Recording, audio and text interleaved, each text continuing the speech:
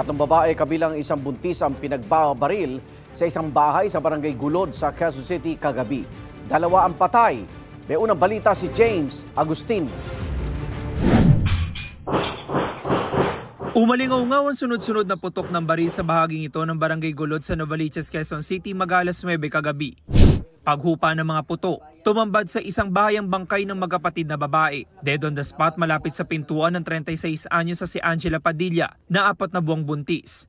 Sa loob naman ng kwarto natagpuan ng bangkay ng 34 anyos niyang kapatid na si Jennifer Garcia. Nagtamo sila ng mga tama ng bala ng baril sa iba't ibang bahagi ng katawan. Sugatan din ng 33 anyos sa babaeng kabarkada ni Jennifer na tinamaan ng bala sa balikat at paa. Sa investigasyon ng pulisya, nagkukwentuhan ng 3 biktima ng paputukan ng 2 lalaki na kapwa nakasuot ng jacket at helmet. Pinasok yung bahay ng 2 suspect and allegedly may dalang baril. Both yung parehas yung suspect, may dalang baril. And bumaba daw yung mga suspect na yun sa motor. Isang motor yung gamit nila, then dire-diretso dun sa bahay. Labis na ikinagulat ng mga kaanak na magkapatid na biktima ang pangyayari. Nasaksihan pa nga raw ng isang pamangkin na pamamaril. Dumating lang po yung mga pamangkin ko, kumakatok sa bahay na may binaril daw dun sa bahay ng kapatid ko. Yun na po, yung pagkakita namin sa loob, wala na kami nagawa sir eh. Nandun yung kapatid kong isa sa kwarto, kalat-kalat yung mga gamit, yun. Parang gustong lumaban ng kapatid ko, wala na rin magagawa.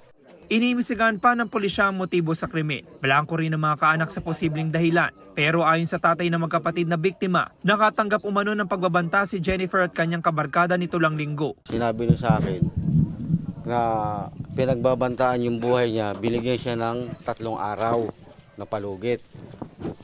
Pati yung nabaril yun, pati yung, yung kabarkada niya na ganun nga. Ang sabi ko naman sa kanya, umalis ka na lang dito para hindi mangyari. Ayun na, nangyari na. Nakuha ng soko ang 6 na basyon ng bala mula sa 9mm at kalibre 45 na baril. Nire-review na rin ng pulisya ang makakuha ng CCTV sa mga lugar na posibleng dinaanan ng mga salarin. Nag-plus alarm na din kami sa ibang station, baka ma-intercept yung mga riding in tandem na yun. Umaasa naman ang mga kaanak na makakamit nila ang hustisya. Nakakalungkot po kami sir na mawalan ng kapatid. Dapat ako na lang yung tinira nila, hindi yung kapatid ko. Masakit sa akin na pati yung anak ko na wala namang nalalaman sa buhay, kung hindi alagaan yung 2 anak niya, dinamay nila.